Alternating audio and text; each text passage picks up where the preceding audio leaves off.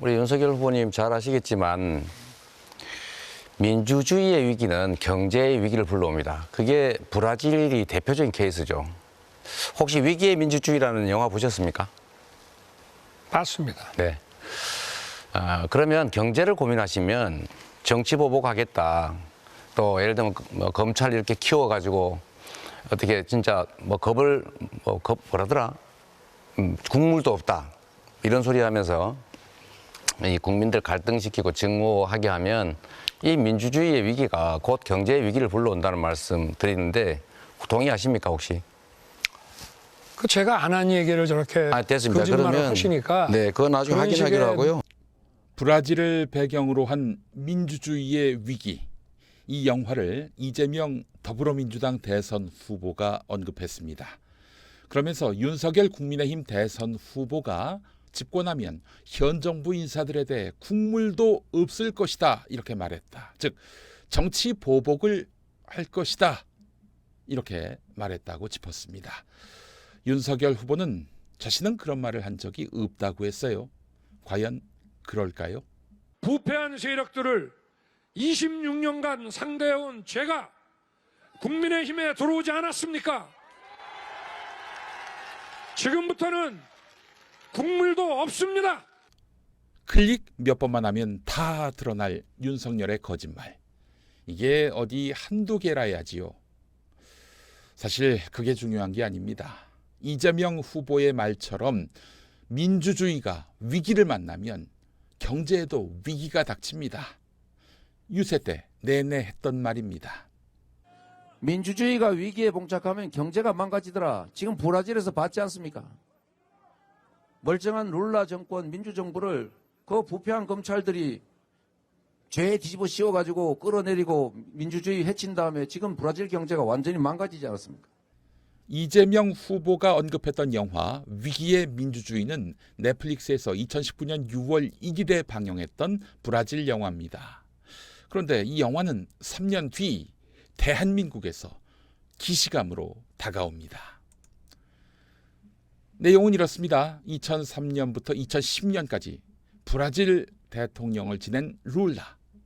이 사람은 노동운동가 출신이지요. 좌파 정책을 펼치면서도 브라질 경제를 발전시키고 토지개혁과 복지로 국민의 사랑을 한몸에 받았습니다.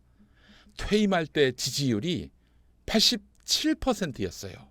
Quem falhava seria a classe trabalhadora, teria os pobres desse país que iriam provar que não tinham competência para governar.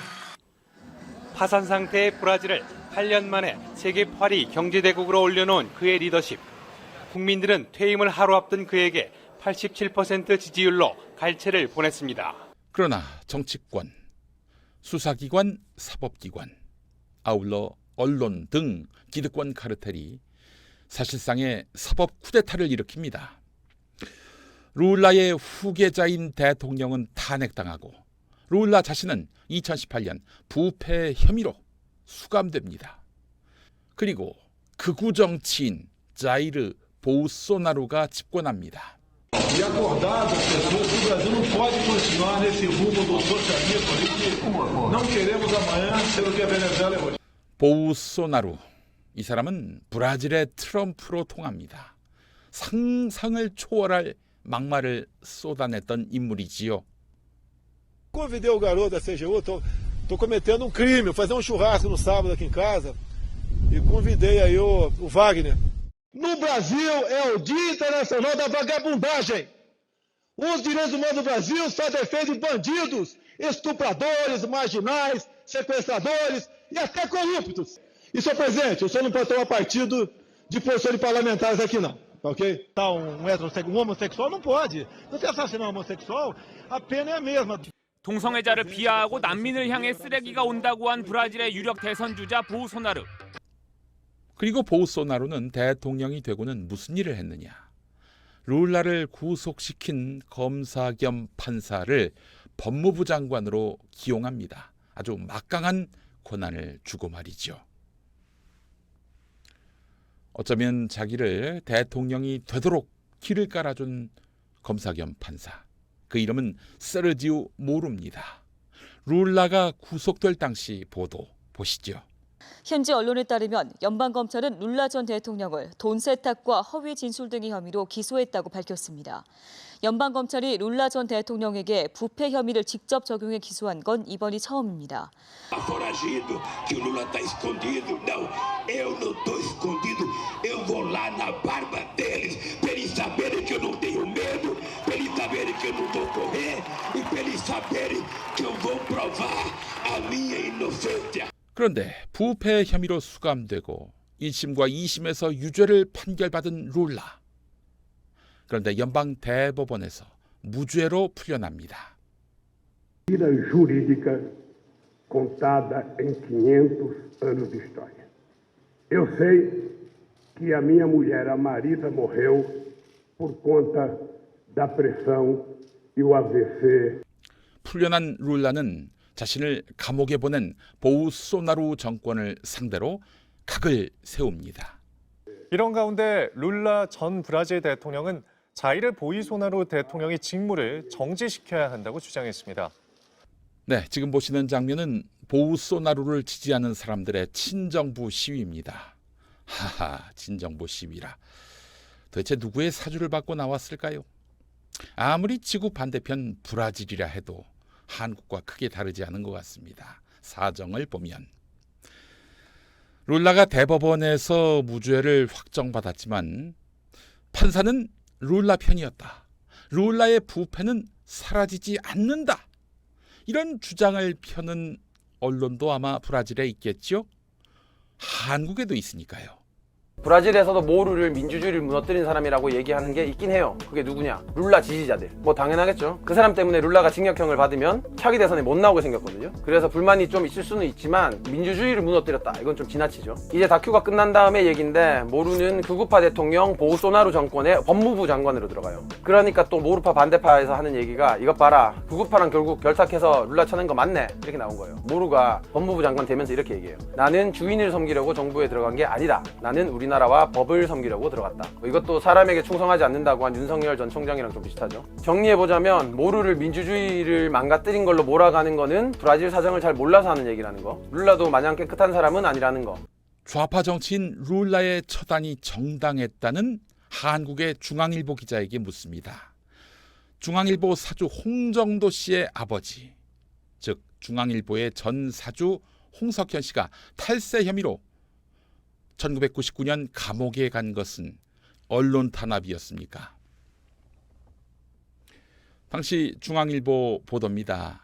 중앙일보.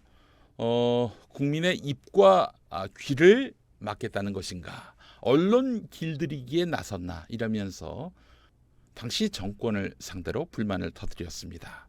아니, 중앙일보라는 법인의 탈세도 아니고 홍석현 사주가 소유한 보광그룹이라는 회사의 탈세인데 이게 왜 언론 탄압입니까?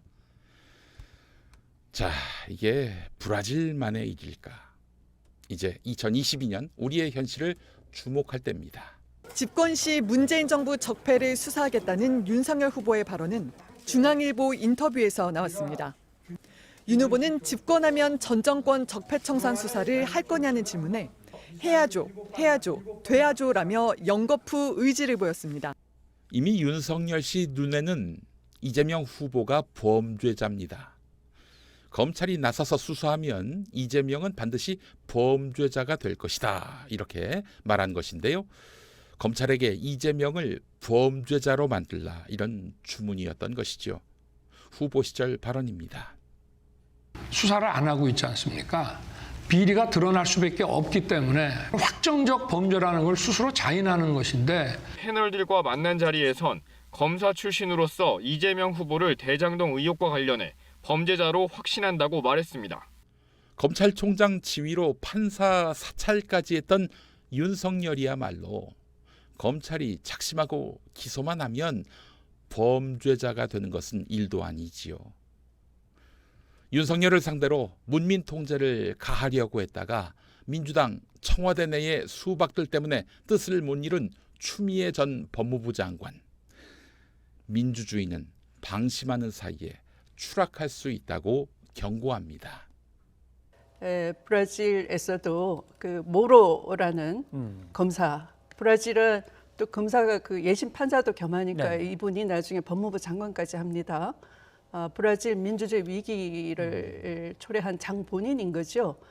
우리나라처럼 촛불혁명이 가능한 나라, 예. 대통령도 탄핵한 나라가 그런 정도로 그 정치 검찰에 대해서 방심할까라고 대단히 그 편안하게 위기감을 안 느끼는 분들이 많은 것 같아요. 그러나 민주주의의 위기는 그 나라의 민주주의 의식의 그 수준이 높다고 해서 민주주의가 튼튼한 건 아니에요. 예. 민주주의는 그 방심하는 사이에 민주주의가 고도로 발달되고 교육 수준이 아주 높은 나라에서도 한순간에 그 민주주의는 추락할 수 있는 거죠.